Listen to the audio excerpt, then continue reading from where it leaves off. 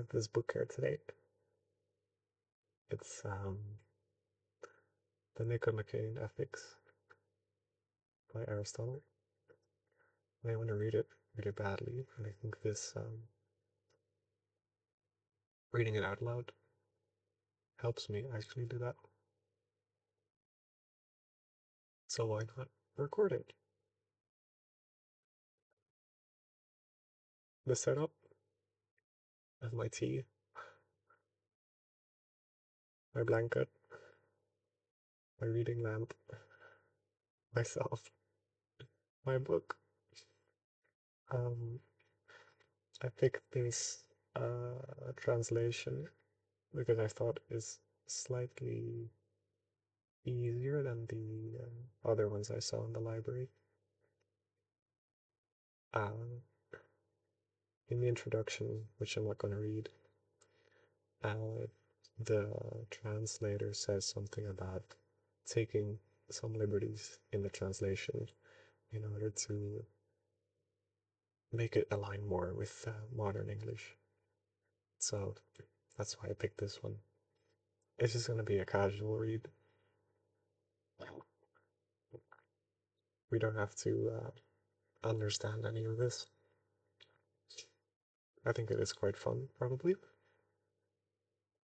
I just want to do the first book here today. So it's made up of a number of books. Let's see. There's 7 books in here. Usually there's 10. But they're kind of divided differently. So, for example, book 6 in this edition is the same as book 8 and 9, usually together. Um, so I just want to read book 1. It's 20 pages, or 25. It's called The End of Human Life. With end, we mean a goal, of course, not the actual end of it. Um, yeah, it's going to be really interesting. Let's just try.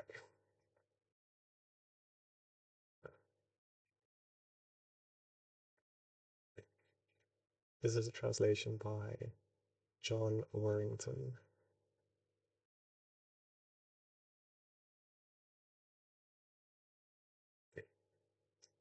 Here we go. Prefatory. Subject of the present inquiry. Never know how to pronounce that.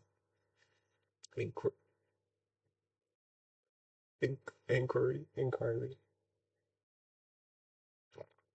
Let me know. 1.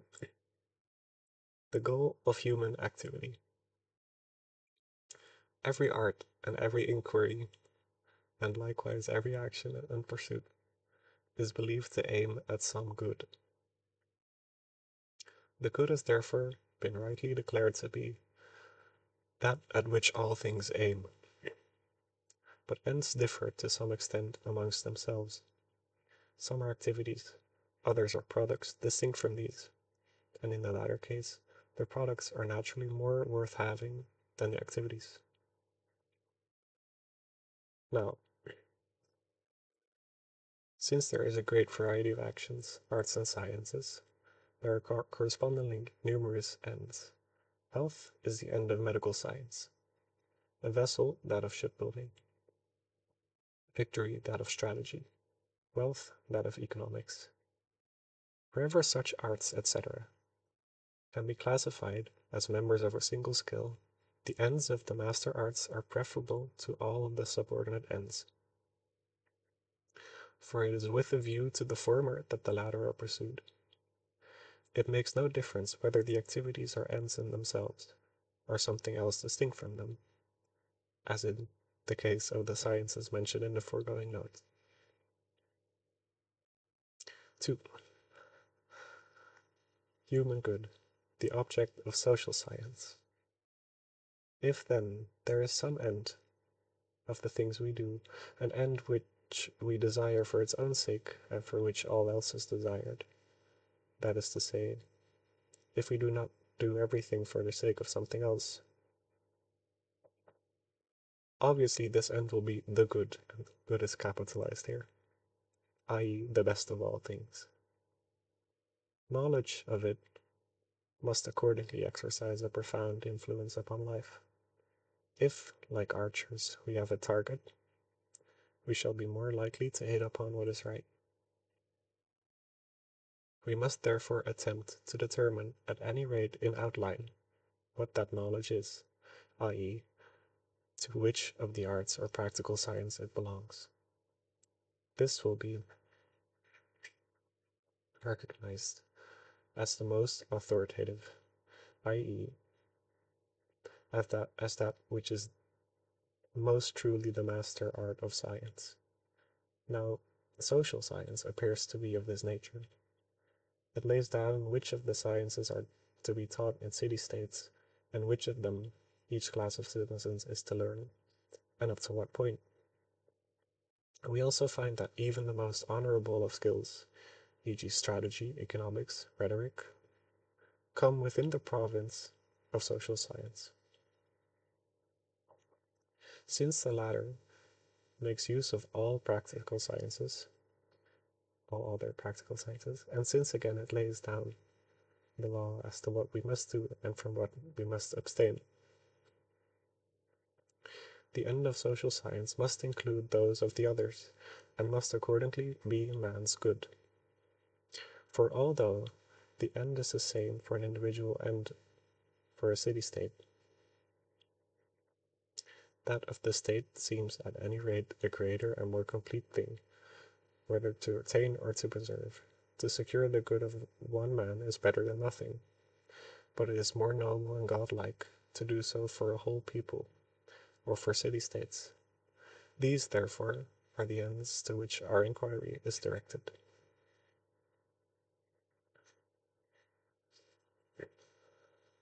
I'm gonna get some more tea.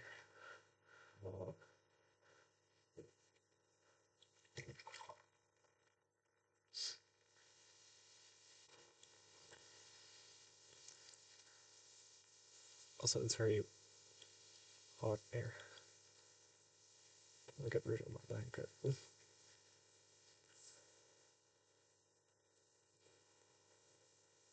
Got this nice setup going on, but it's overkill. Alright. B. Nature of the science. Our discussion will be adequate if it has as much clarity as the subject matter allows. Absolute precision must not be sought alike in all discussions any more than in all products of the various crafts. Now fine and just actions, which are the province of social science, give rise to so much variety and fluctuation in men's judgments that they are believed to exist by convention alone and not by nature. The recognized good things of life also give rise to such fluctuation, because many people suffer harm on their account.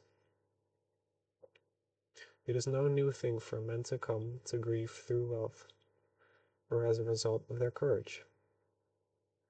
It is therefore sufficient, when speaking on such a subject, and with such premises, to indicate the truth roughly and in outline, and when speaking about things which are no more than approximately true, and with like premises to arrive at conclusions of the same character. I'll get that sentence. Each sort of statement should be received in the same way, for it is the part of an educated man to expect precision in any branch of science, only in so far as the nature of the subjects allows it. It is surely just as absurd to admit probable reasoning from a mathematician to ask a rhetorician for a scientific demonstration. Now each man judges aright of the things he knows, and of these he is a good judge. He, therefore, who has been trained in any particular subject is a good judge in it, and he who has received a comprehensive education is a good all-round judge. Consequently, a young man is unsuited to attend lectures on social science. He has no experience of life activities from which its discussions arise and with which they deal. Moreover, since he is inclined to follow his passions, he will study in vain and without the least profit, because the end is not knowledge but action. Nor does it make any difference whether he is young in age or in character. His deficiency is due to not lack of years, but due to the fact that what he lives and pursues that he lives and pursues every object in obedience to passion. With such people, as with the morally weak, knowledge serves no useful purpose, but to those who desire and act consistently, knowledge of such matters will be most beneficial.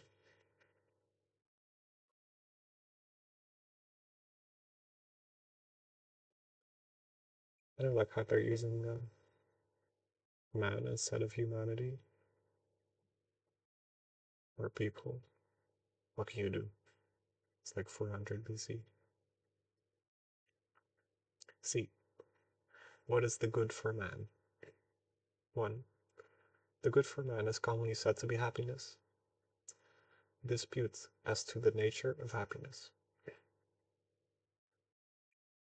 Resuming now, and having regard to the fact that all knowledge and every pursuit is directed to the attainment of some good, let us state our view as to the end of social science, i.e., as to the highest of all goods that can be achieved by action.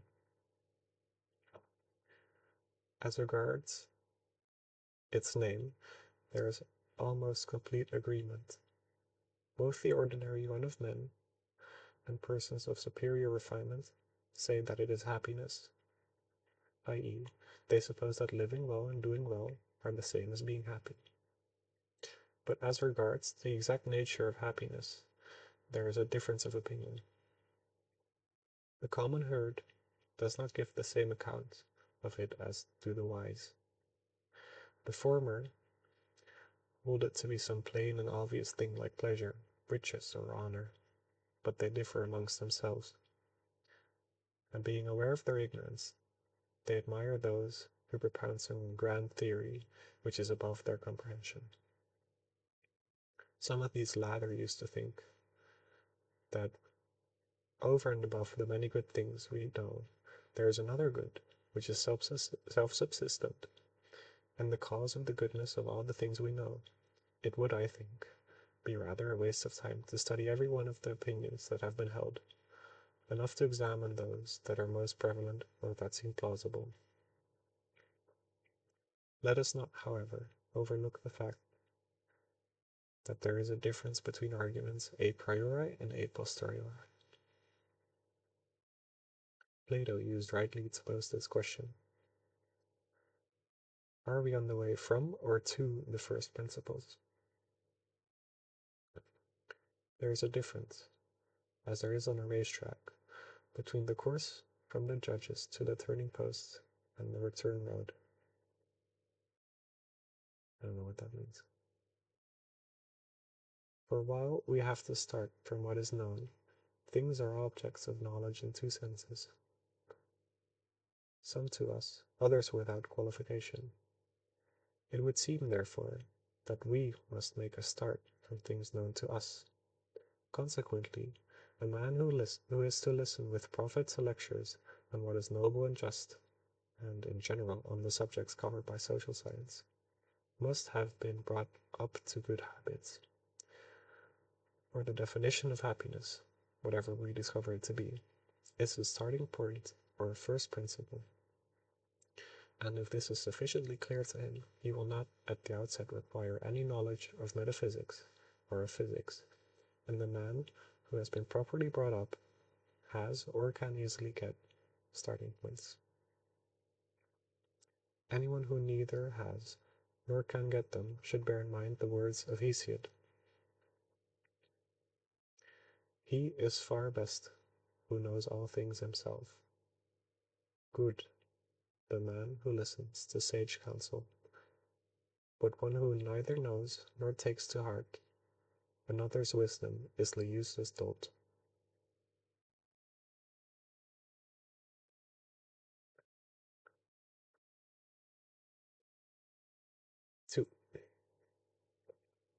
popular views of the good. Let us, however, go back to the point at which we digressed. Most men, i.e. men of the most vulgar sort, appear, as might be expected from the lives they lead, to identify the good or happiness with pleasure. And this is just what they love, why they love the life of enjoyment. But there are three outstanding types of life.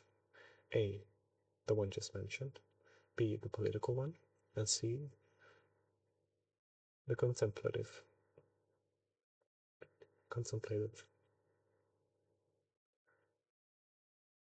Now as regards A, the majority of people are manifestly altogether slavish in their taste, preferring a life similar to that of beasts. They obtain a hearing because many of those in high positions share the taste of Sardanapalus, whatever that is. As regards B, consideration of the principal types of life show that a person of superior refinement and active disposition identify happiness with honor, for this is, roughly speaking, the goal of political life. It is, however, clearly too superficial to be what we are seeking, for it is regarded as dependent on those who confer honor, rather than on the person honored, whereas we divine the good to be something proper to a man, and of which he is not easily deprived. Again, men seem to pursue honor in order to persuade themselves that they are good. At least they seek to be honored by men of practical wisdom, among those who know them and on account of their virtue. Evidently, then, in their view at any rate, virtue is better. Indeed, one might perhaps suppose virtue rather than honor to be the end of political life. But even this appears somewhat incomplete, for it seems possible for a man to possess virtue and yet to be asleep, or to pass his whole life in a state of inactivity. And furthermore, to endure the greatest suffering and misfortunes. But no one, unless he were defending a thesis to a last ditch, would describe a man who lived thus as happy. But enough of this. Sufficient has been said on the subject in discussions and writing outside of this school. Finally, see, we have the contemplative life, with which we shall deal later on. As for the money maker, he is under compulsion, and wealth is clearly not the good we are seeking, for it is merely useful and has something else in view. Therefore one might rather take pleasure, honor, and virtue as ends, for they are cherished for their own sakes. But it is plain that none of these are ends. So plain, in fact, that the many diatribes against them are hardly necessary. Anyways, let us leave this subject. 3. The Platonic idea of good. This idea with a capital I. Big turn there.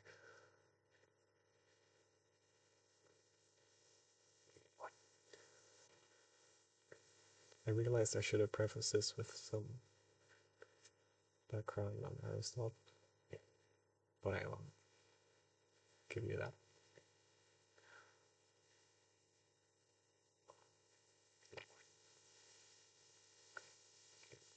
Maybe a different time. We must next consider the universal good and go carefully into the question of what is meant by it. Although such an inquiry is rendered an uphill affair by the fact that the forms, that's capital F forms, have been imported by my own friends, yet we must surely admit that it is better, and indeed our duty, for the sake of upholding truth, even to destroy what touches us closely, especially as we are philosophers. For while both are dear, truth has the first call upon our respect. Those who introduced this doctrine did not invent ideas of classes, within which they recognized priority and posterity. Now the term good is used in the category of substance, in that of quality, and in that of relation, and the essential, i.e. substance, is prior in nature to the relative, which is like an offshoot and accident of substance. So there could not be a common idea covering all these goods. Again, since good is used in as many senses as the word is, clearly it cannot be something universally present in all cases and single. If it were, it could not have been predicated in all the categories, but in one only. Moreover, since things corresponding to one idea are the objects of one science, there would have to be one idea of all the goods. In fact, however, there are many sciences, even of the things that fall under one category, e.g. of opportunity. For opportunity in war is studied by strategy and in disease by therapy, just as moderation in food is studied by medicine and in exercise by gymnastics.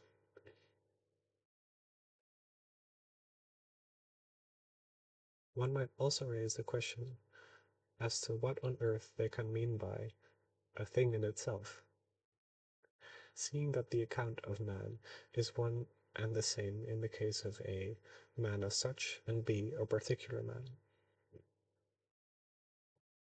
For in so far as both A and B are man, they will differ in no respect whatever.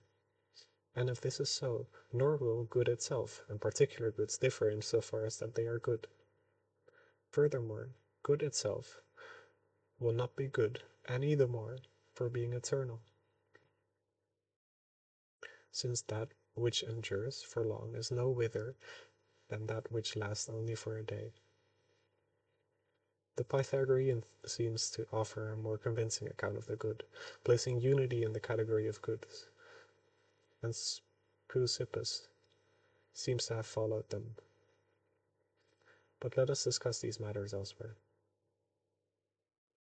What we have been saying may be called in question, on the grounds that Plato's words do not apply to every good, and that the goods pursued and loved for themselves are called good by reference to a single form, whereas those which tend to produce these, or to preserve them in some different way, or to prevent their contraries, are called so in a different sense, i.e. because of their effects. Obviously, therefore, goods must be spoken of in two ways. Some must be good in themselves, and others on account of these. So let us separate things good in themselves from useful things, and inquire whether the former are called good by reference to a single idea. What kind of goods would one describe as good in themselves? Shall we say those that are pursued even in isolation from others, e.g., intelligence, sight, and a certain pleasures and honors? It is certain that even if we pursue these for the sake of something else, one would still rank them among things good in themselves. Or are we to say that nothing is good in itself except the idea of good? If so, the form will be purposeless. On the other hand, if intelligence, sight, etc.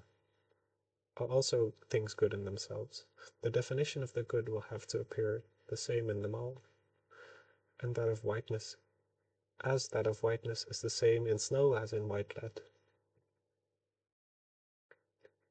But the definition of honor, wisdom, and pleasure, in so far as these latter are good, are distinct and different from one another. Consequently, the good is not some common element answering to one idea.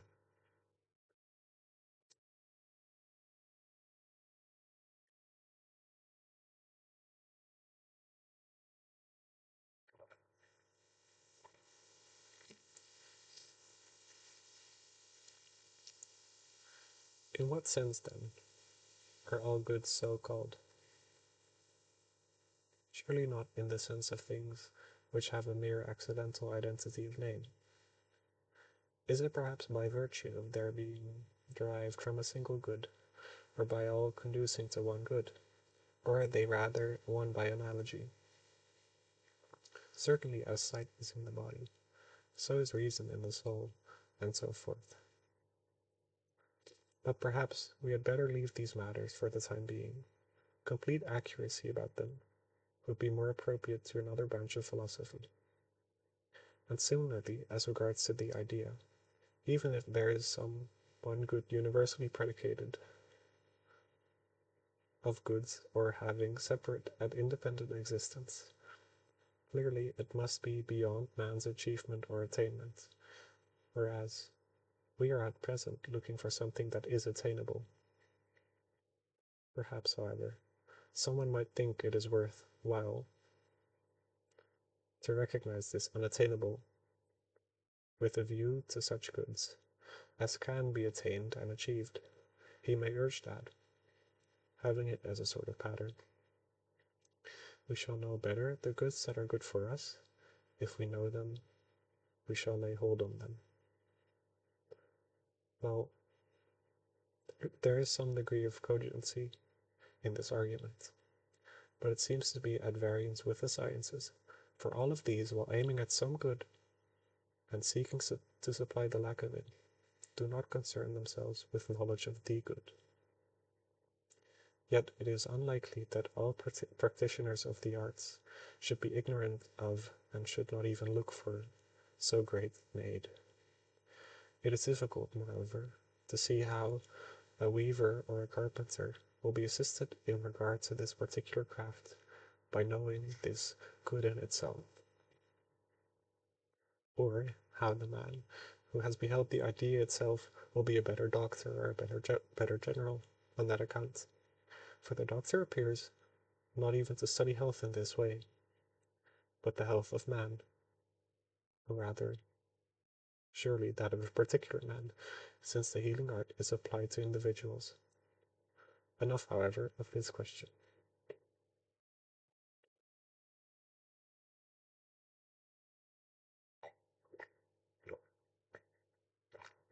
For the good final and self-sufficient, how the definition of happiness is reached. Let us make a fresh start in our search for man's good. It seems to vary from one action and art to another, for it is one thing in medicine, another in strategy, and so on in the rest of the arts. What then is the good of each? Surely that for the sake of which all else is done. In medicine it is health, in strategy victory, in architecture a house, and so forth, in the end, in fact, of any given action or pursuit. For it is with a view to this that all men do whatever else they do. Consequently,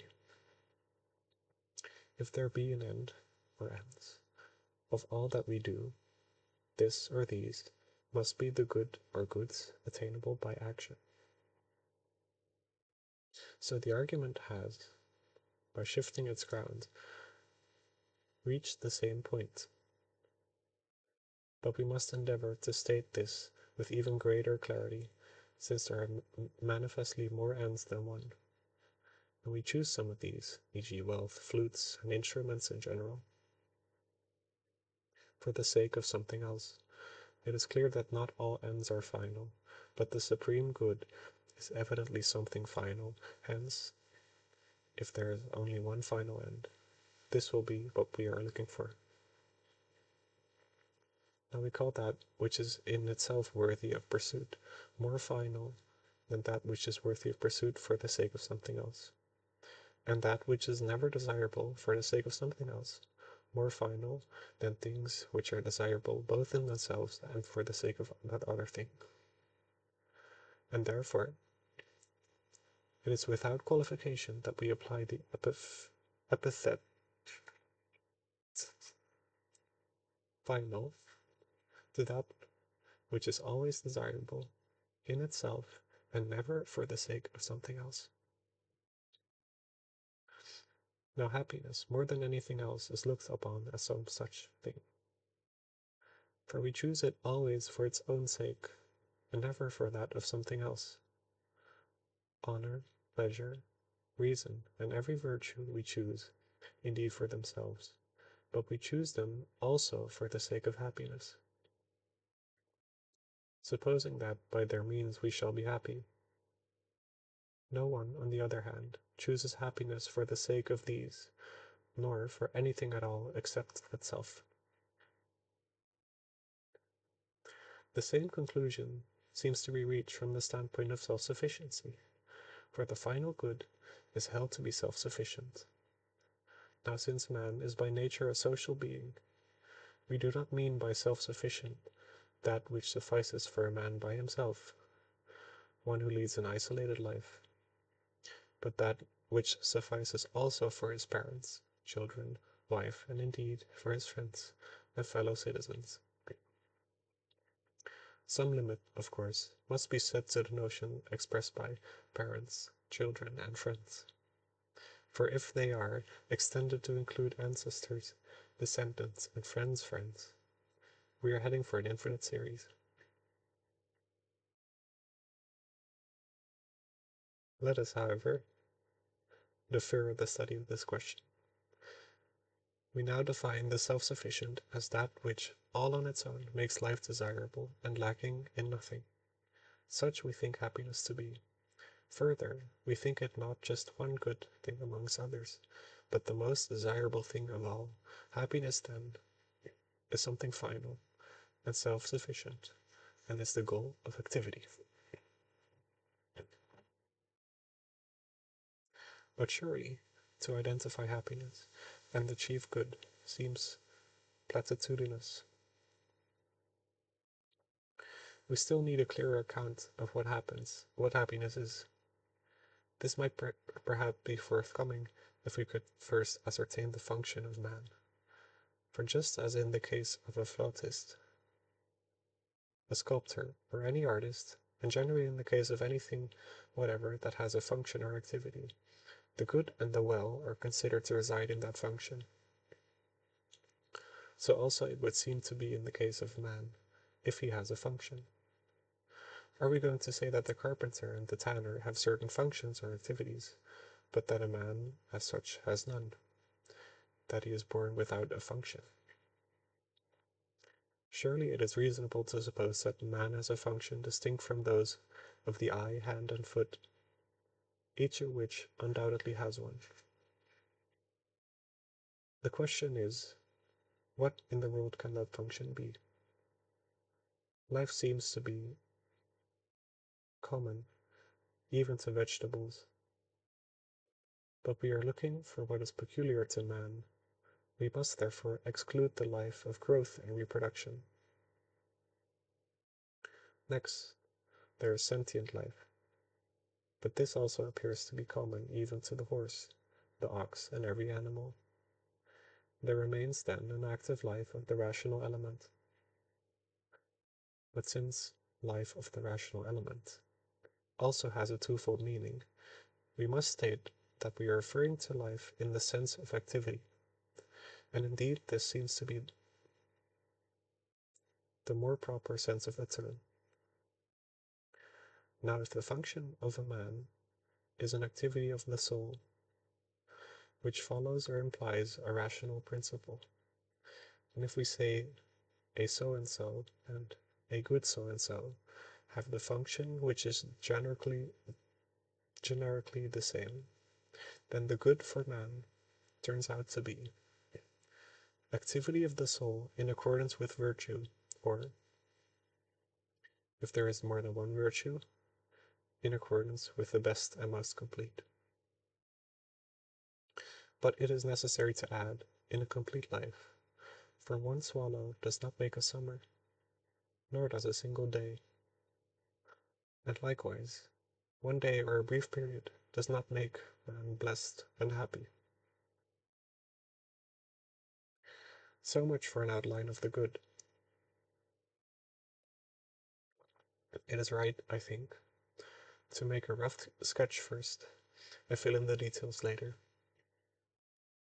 It would seem, however, that anyone is capable of developing and articulating what has been outlined, well outlined, and that time is a good discoverer or collaborator in such a task.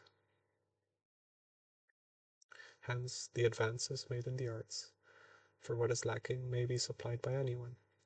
We must also recall what has been already said about not expecting absolute precision in all things, but only such precision as the subject matter in each case allows, and to such an extent as is appropriate to the inquiry. A carpenter and a geometer study the right angle in different ways.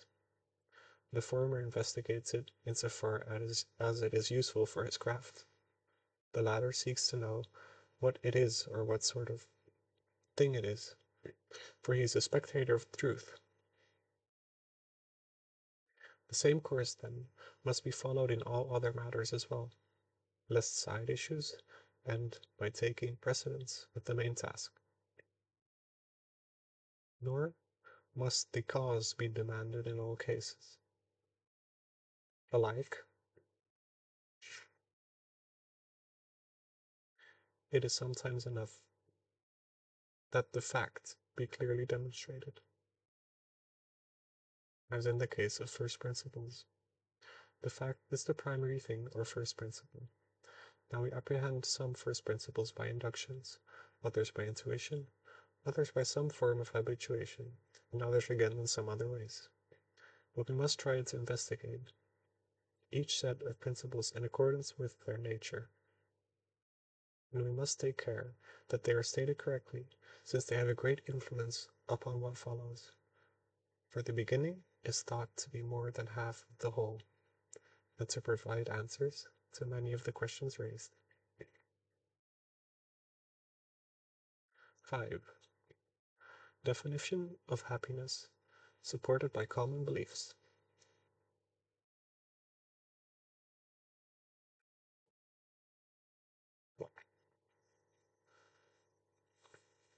We must now examine our definition of the good for man, not only in the light of our conclusions and premises, but also in that of common opinion. For current moral judgments all harmonize with a true view, but established facts soon clash with false ones. Now goods have been divided into three groups, some of which are described as external, others as relating to the soul, others again as relating to the body.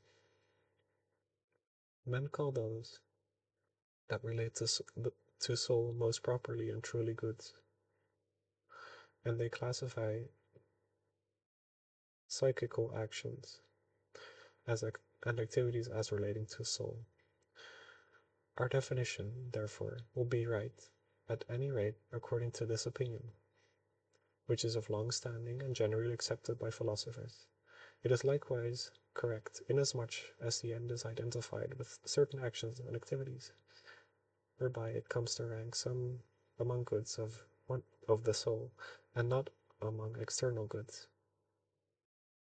Also in harmony with our account is the belief that the happy man lives well and does well, for we have practically defined happiness as a kind of good life and good activity.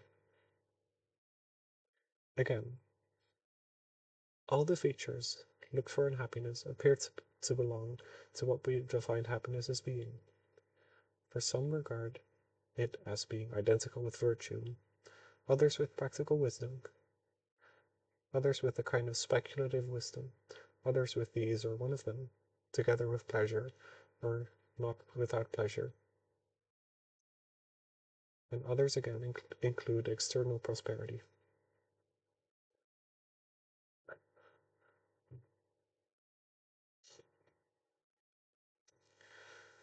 Now some of these opinions have been widely held by ancient thinkers, others by few eminent men. It's not likely that either of these groups should be wholly in error. It is more probable that they should be right in at least one or some respect, or even in most respects. Our definition harmonizes with the view of those who maintain that happiness is a virtue, or some particular virtue, for virtuous activity is part of virtue. Time for even more.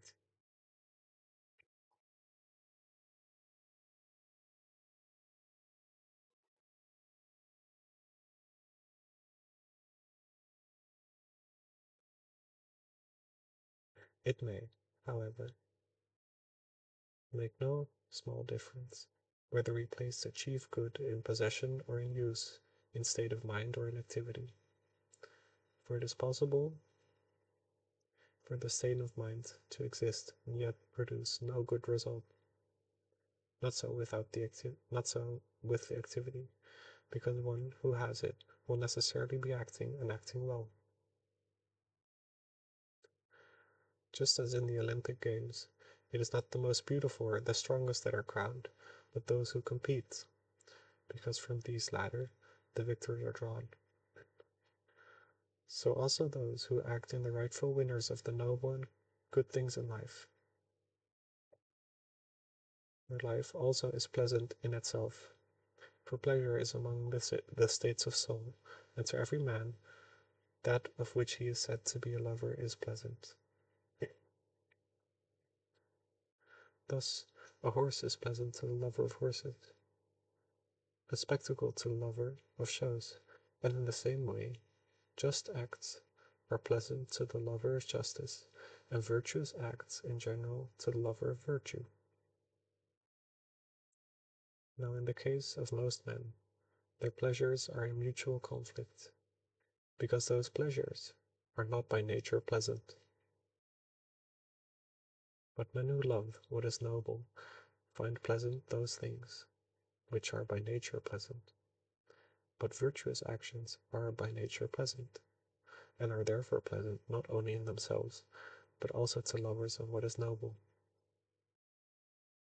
Consequently, the life of such people has no additional need of pleasure as a kind of superfluous ornament, but finds its pleasure within itself. For, besides what we have already said, he who does not rejoice in noble actions is not even good. After all, no one would call a man who just did not enjoy acting justly, nor any man liberal who did not enjoy liberal actions, and so on. Virtuous actions, therefore, must be in themselves pleasant, but they are also good and noble, and possess each of these attributes in the highest degree. For the good man judges well about these attributes, and his judgment is as we have described. Happiness, then, is the best, the noblest, and the most pleasant thing on earth, and these attributes are not separated one from another, as in the description at Delos, which says, noblest is that which is most just, and best is health, but pleasantest is to obtain what one loves.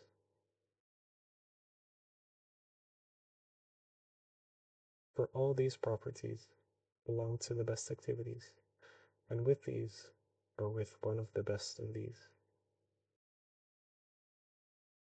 with one the best of these, we identify happiness. Nevertheless, as we remarked earlier on, happiness obviously needs the external goods as well, for it is difficult, if not impossible, to perform noble acts without the necessary equipment. In many actions, we employ friends and wealth and political power as instruments. These are also some things whose absence take the guilt of happiness, e.g., good birth, good children, beauty.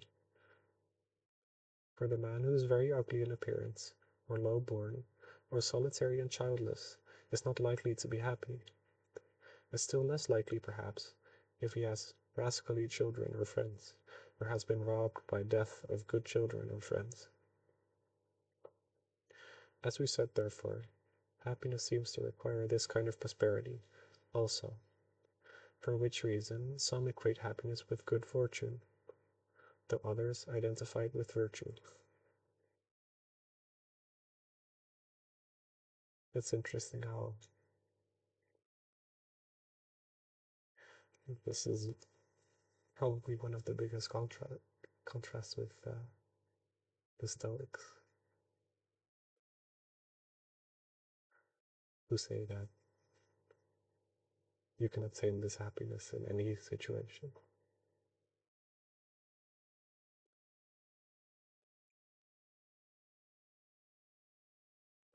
regardless of circumstance.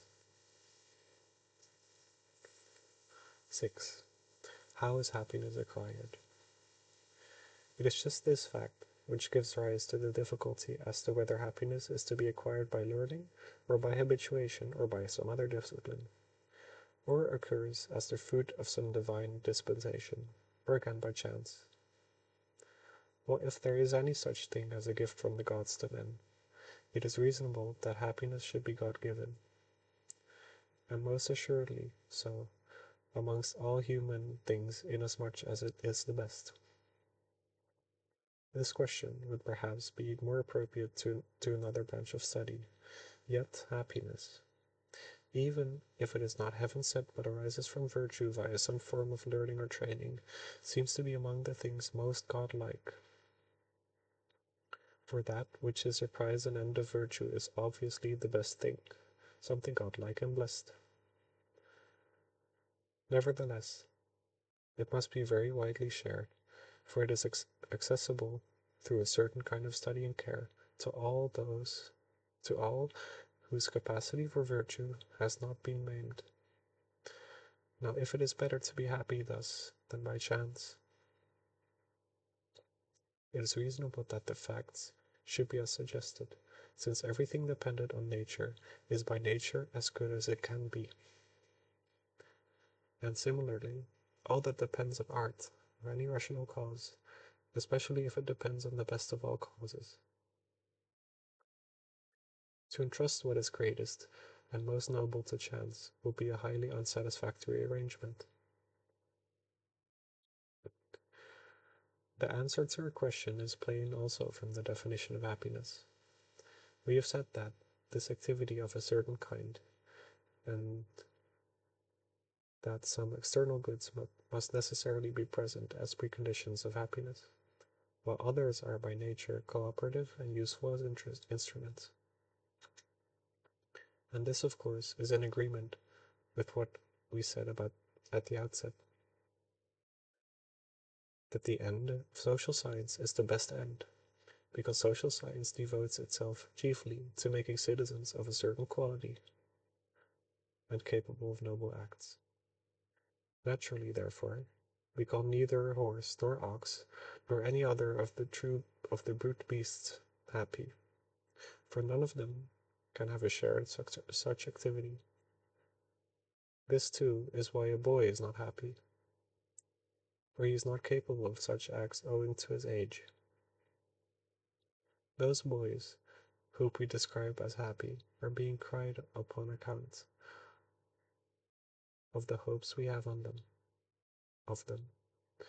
For there is required, as we said, goodness fully developed in a complete life, because many changes and all sorts of changes incur in life, and even the most flourishing may be the victim of grave misfortune in old age, as is told of Priam in the Trojan cycle. And no one calls a man happy who has experienced such chances and ended in disaster. 7. Can a man be called happy while he lives?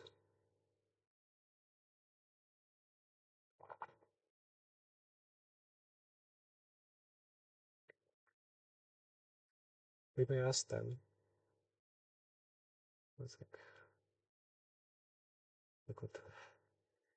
we may ask them whether anyone at all is to be called happy while he lives. Must we, in Solon's words, first see the end? Even if we are to admit this proposition, it is a fact that man is happy after he has died. Is it a fact? when a man is happy after he has died, is not so much a statement is not such a statement utterly absurd, especially coming from us who maintain that happiness is an activity. On the other hand, if we do not describe the dead man as happy, and interpret so long as meaning no more than that one can then, and not till then, safely call a man blessed, as being, at last, beyond the reach of evil and misfortune, this also is an open to question. For according to popular belief, both evil and good exist to some extent for a dead man, just as much and just as little as for one who is alive but unaware of them. Such things, I mean, as honor and dishonor, are, and the good of bad fortune of children and of descendants generally. This too raises a problem, for although a man has lived happily into old age and died in a manner consistent with his life, his descendants may suffer many reverses. Some of them may be good and attain the life they deserve, while just the opposite happens to others. It is also clear that the degrees of relationship between them and their ancestors may vary indefinitely. It would be strange indeed if the dead man were to share in these variations, becoming now happy and now wretched. But it would also be strange if the fortunes of descendants did not, at any rate of some period and to some degree, affect the happiness of their ancestors. However, let us return to our first problem, where its consideration may perhaps solve our present difficulty. If we must first see the end, and only then call a man happy, not as being happy, but as having been so, surely it is absurd that, when he is happy, the attribute which he here and now possesses should not be truly predicated on him, because of our unwillingness to call living men happy, owing to the vicissitudes to which they are subject, and because we have assumed happiness to be something permanent and by no means easily changed, whereas the living are at the mercy of fortune's oft-turning wheel. For clearly, if we were to follow up a given man's fortunes, we should frequently call him at one time happy, and at another miserable, pointing to the happy man as a chameleon changing color to match its surroundings. Or is it perhaps quite wrong thus to follow up his fortunes? Success or failure does not reside in these. Human life, as we said a little while ago, has need of them as mere additions, whereas virtuous activities, or their opposites, are what constitutes happiness or its reverse.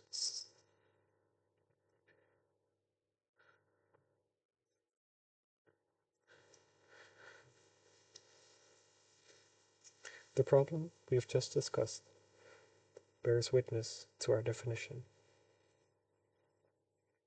In no human function do we find such permanence as in virtuous activities, and among virtuous activities, the most honorable are the most permanent, because in them those who are happy spend their lives most willingly and most perseveringly.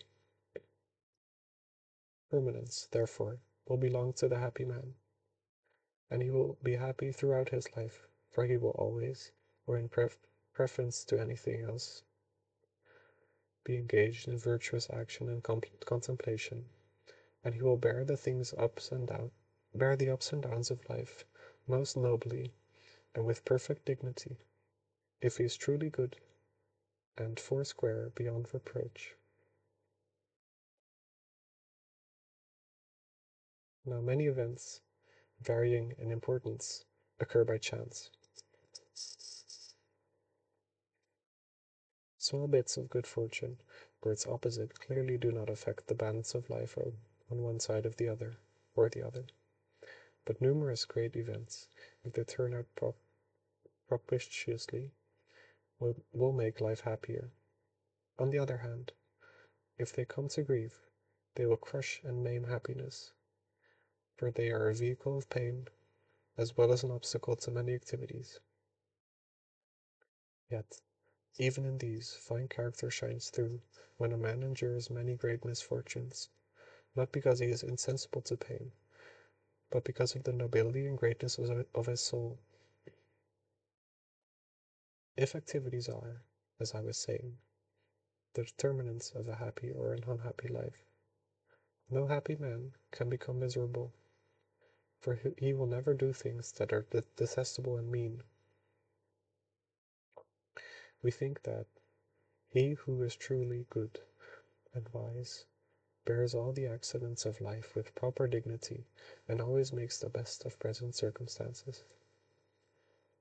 As a good general makes the most efficient use of his available forces, and a good shoemaker makes the best possible footwear from the hides with which he is supplied. And so in the case of all other craftsmen.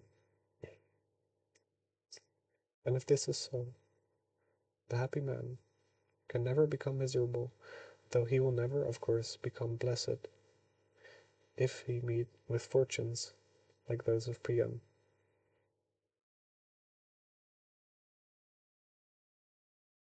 Nor again is he many-colored and changeable, for he will not be removed from his happy condition easily or by commonplace misfortunes, but only by many great ones.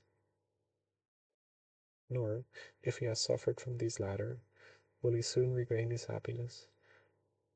If he does so at all, it will be after a long period, during which he will have achieved many notable successes. What then is there to prevent our saying that he is happy who is active in accordance with complete virtue and is sufficiently equipped with external goods, not for any random length of time, but throughout a complete life? Or must we add, and who is destined to live thus and die a death consistent with his life? The future is indeed obscure to us, while we hold happiness to be an end and something altogether final.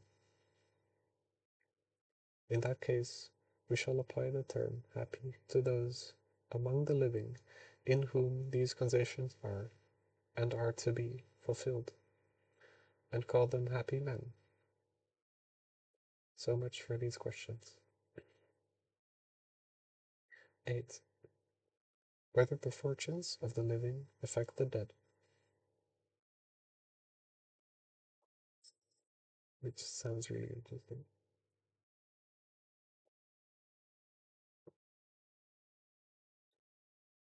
That the fortunes of a man's descendants and of all his friends should have no effect whatsoever upon his happiness seems a very churlish view and one opposed to common opinion. But since the events of life are numerous and widely different amongst themselves, and since some concern us more closely than others, it seems a long if not endless task to discuss each of them in detail. So perhaps a general outline will suffice. Now just as some of a man's own misfortunes have a certain weight and influence upon life, while others are, as it were, lighter, so also there are variations among the misfortunes of his friends taken as a whole, and it makes a difference whether these various sufferings afflict the living or the dead. We must therefore allow for this difference too, or rather, perhaps, for the fact that there is some uncertainty as to whether the dead share in any good or evil. These considerations do suggest that if anything at all, good or evil, penetrates to them, it must be something obscure and unimportant, either in itself or for them, if not, at least it must be such in quantity and quality as not to render happy those who are not happy, nor to deprive the blessed of their blessedness. The good and ill fortune of friends, therefore, seem to affect the dead in some way, but in such a way and to such an extent as neither to make the happy unhappy nor to produce any such result. 9. Whether happiness has a relative or an absolute value.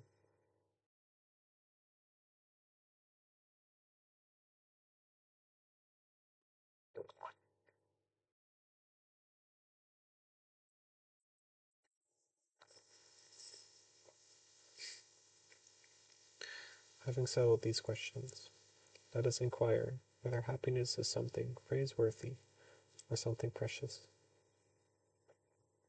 For clearly it is not a potentiality. Everything that is praiseworthy seems to be praised in virtue of its possessing some quality and being related in some way to something else. For we praise the just or brave man, and in general both the good man and virtue itself, on account of the actions and functions to which they give rise. And we praise the strong man, the good runner, and so forth, in virtue of his being of a certain kind and related in some way to something good and important. This is clear also from the praises of the gods. It strikes us as absurd that the gods should be referred to our standard, but this is done because praise, as we said, involves a reference to something else. Yet if praise is due to such things as we have described, then the best things deserve not praise, but something greater and better, as is indeed obvious, for what we do to the gods, and the most godlike of men, is to call them blessed and happy. And so also with good things. No one praises happiness as he does justice. Rather he calls it blessed, as something more godlike and better. Eudoxus, too, seems to have made an able plea in support of pleasure's claim to the prize of highest excellence. He thought that the fact of its not being praised, although it is a good, pointed to its being better than the things that are praised, and that this is what gods and the good are. For all else is judged by reference to these. Praise is an appropriate to virtue. Praise is appropriate to virtue, for as a result of it men tend to perform noble deeds. But encomia are the rewards of acts, both of the body and of the soul. But perhaps precision in these matters is more likely to be found among those who have made a careful study of encomia. To us it is clear, from what has been said, that happiness is among things precious and perfect. This is confirmed by the fact that happiness is a first principle, for it is with a view to this that all of us do whatever we do, and we account the first principle or cause of all goods as something precious and divine.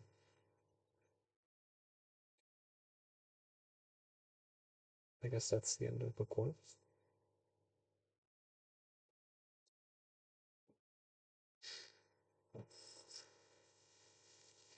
It's slightly awkward to record myself like this.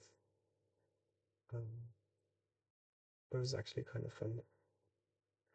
And maybe I'll be doing more the other books. Maybe really sleepy, I have to say. Okay. Um, Hope it made sense. Hope you could understand what I was saying, since I don't have the text on the screen. And I hope it was fun. I think it was. Okay.